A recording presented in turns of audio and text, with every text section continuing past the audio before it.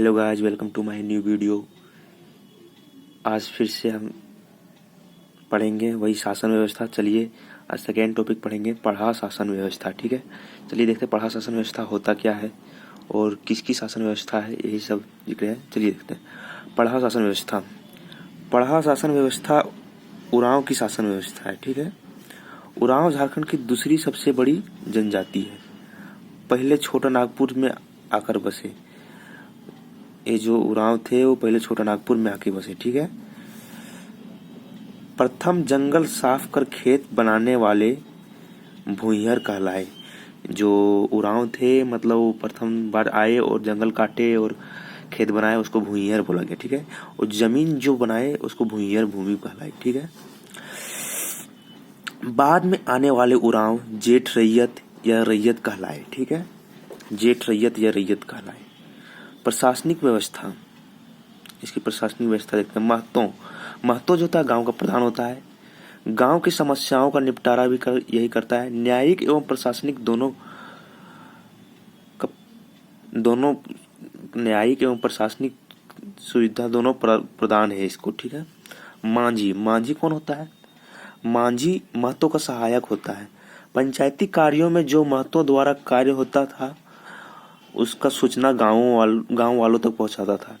ठीक है, जैसे कोई भी कार्य हो गया उसका गांव वालों तक सूचना पहुंचाना ही मांझी का कार्य होता था। ये क्योंकि महतो होता था उसका सहायक होता था। ठीक है, पढ़ा 5, 7, 11, 21, 22 गांव को मिलाकर बना पंचायत पढ़ा पंचायत कहलाता था। ठीक है, 2 या 2 से अधिक गांवों के कार्यों का निपटारा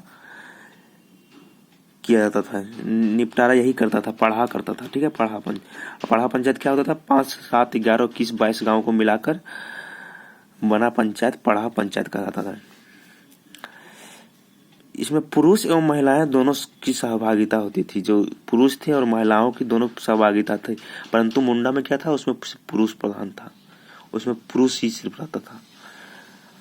पढ़ा राजा का पढ़ा पंचायत का प्रमुख पढ़ा राजा कहलाता था। ठीक है, महतो द्वारा जो समस्याओं का समाधान नहीं हो पाता इनको हस्तांतरित किया जाता था। जो महतो होता था, महतो क्या होता था? महतो होता था गांव का प्रधान। ठीक है, उसके द्वारा जो भी समस्याएं नहीं जिसका निवारण हो पाता था वो पढ़ा राजा के पास भेजा जाता था। पढ़ा दीवान क्या होता था? चलिए देखते हैं। ये सर्वोच्च पदधारी होता था, यानी पढ़ा राजा से भी ऊपर होता था पढ़ा दीवान। ठीक है, पढ़ा दीवान होता था सर्वोच्च पदधारी। पाहन, यह धार्मिक प्रधान होता था। पाहन जो होता था धार्मिक प्रधान होता था, पूजा पाठ का अनुष्ठान आदि कराता था। इन्हें कर मुक्त भूमि प्रदान की जाती थी, जिसे पहनई भूमि बोला जाता था। और मुंडा में क्या होता था? डाली कटारी भूमि बोला जाता था।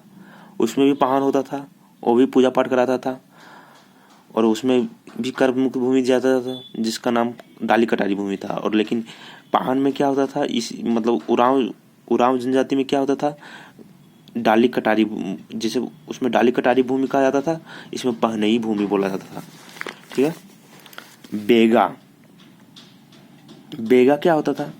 पाहन का सहायक होता था। बेगा जो होता था पाहन का सहायक होता था। ठीक है, ग्रामीण देवी देवताओं को पूजा कराकर शांत कराने का काम करता था। जो बेगा होता था वो ग्रामीण देवी देवताओं को पूजा कराकर शांत कराने का कार्य करता था।